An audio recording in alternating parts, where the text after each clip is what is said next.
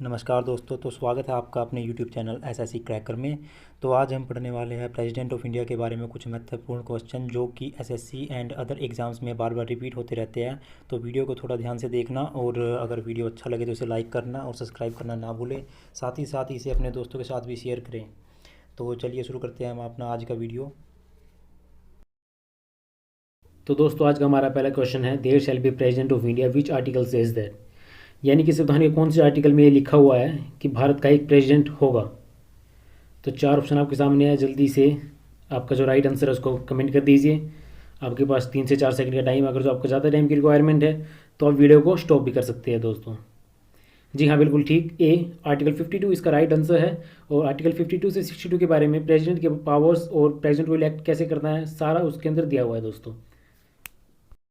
तो second question की तरफ बढ़ते हैं हम। How many president of India show for were elected unopposed, यानी कि उनके खिलाफ इलेक्शन में कोई खड़ा नहीं हुआ था। इतने ऐसे कितने प्रेसिडेंट थे इंडिया के।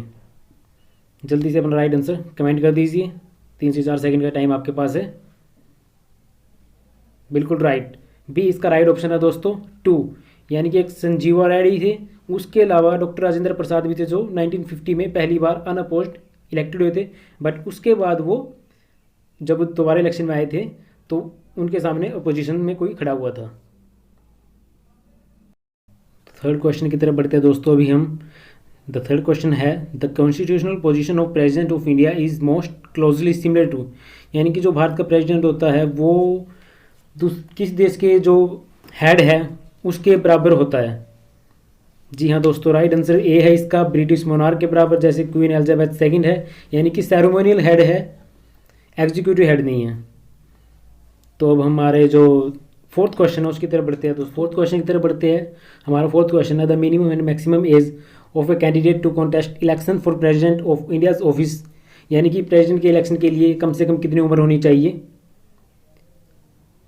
जी हाँ बिल्कुल सही, राइट ऑप्शन आपका 35 ईयर्स, यानी कि सी इसका ऑप्शन है। 35 ईयर होनी चाहिए कम से कम, और ऊपर की एज की कोई लिमिट नहीं है दोस्तों। तो अब हमारे फिफ्थ क्वेश्चन की तरफ बढ़ते हैं।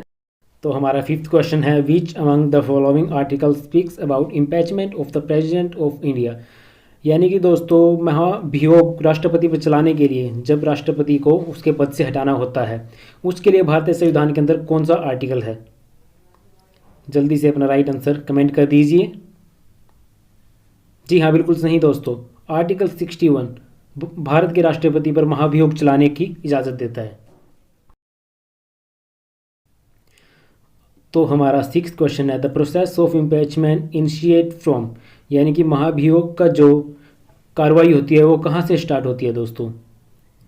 चार ऑप्शन आपके सामने हैं, जल्दी से अपना राइट आंसर कमेंट कर दीजिए।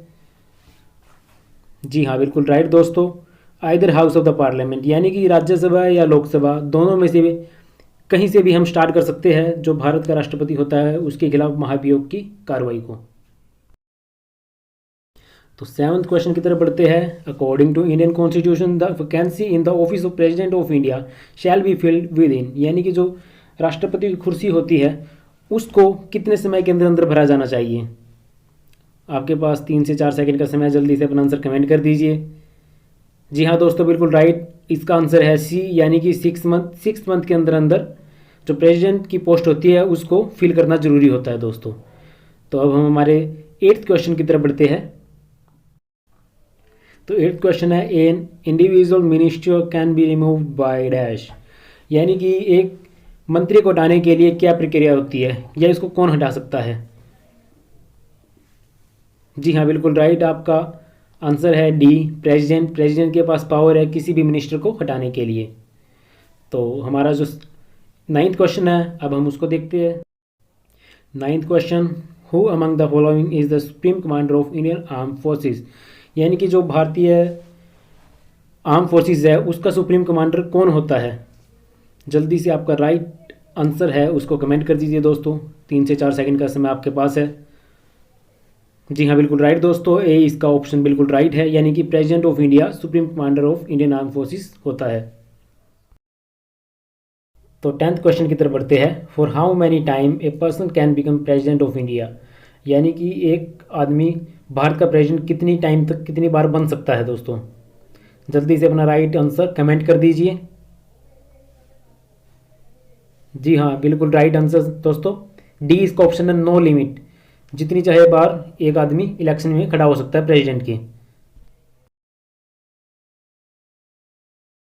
नेक्स्ट क्वेश्चन है, all union territories are under the president of India, this come under which of the following power of president. यानी कि जो यूनियन टेरिटरीज है वो प्रेसिडेंट के अंडर में है, ये किस पावर के अंडर में आता है। जल्दी से अपना राइट आंसर कमेंट कर दीजिए दोस्तों। आपके पास 4 ऑप्शन है। जी हाँ, बिल्कुल सही, ए इसका आंसर है, एग्जीक्यूटिव एंड एडमिनिस्ट्रेटिव पावर। तो हमारे 12th क्वेश्चन की तरफ बढ़ते हैं। 12th क्वेश्चन है, the salary of which of the following is tax free in India, president, prime minister, chief minister. तो दोस्तों 4 ऑप्शन है, select the correct option from the code.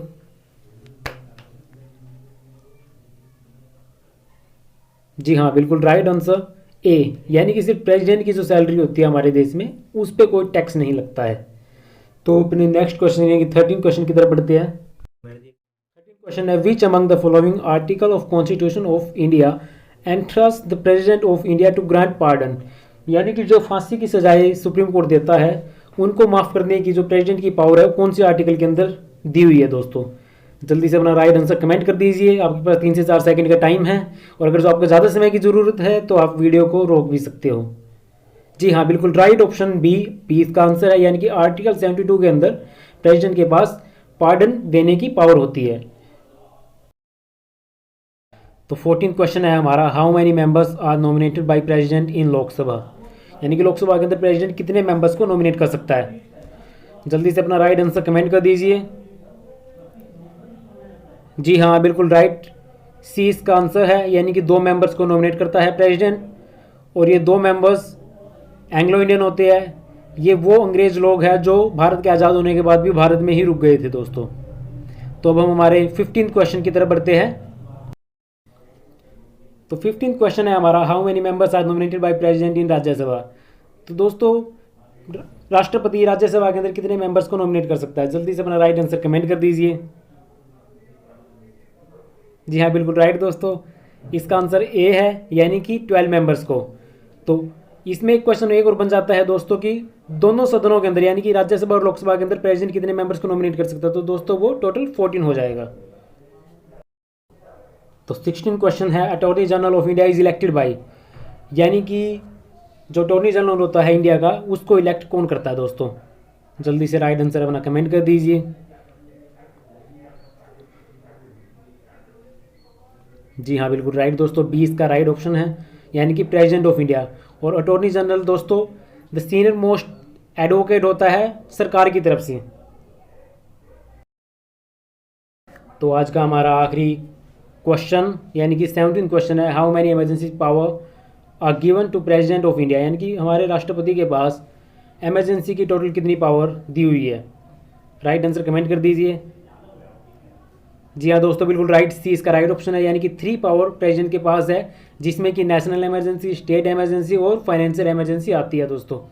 और ये तीनों की तीनों इमरजेंसी प्रेसिडेंट लगा सकता है। तो आज की वीडियो में इतना ही, और अगर जो आपको हमारी वीडियो अच्छी लगी हो तो लाइक कर दीजिए, कमेंट कर दीजिए और सब्सक्राइब कर दीजिए चैनल को, और जो बेल आइकन है उसको दबाना तो बिल्कुल भी मत भूलें, क्योंकि हम ऐसी वीडियो भी आगे डालते रहेंगे। डेली बेसिस पे हम अपडेट करेंगे वीडियोस को, और आपके HSSC, SSC और भी स्टेट के जितने भी एग्ज़ाम वगैरह होते हैं उनसे रिलेटेड हम सारे क्वेश्चन इसमें अपडेट करते रहेंगे, जो कि आपके एग्ज़ाम में काफ़ी हेल्पफुल होने वाले हैं दोस्तों। तो दोस्तों आज के लिए इतना ही, थैंक यू, धन्यवाद, जय हिंद।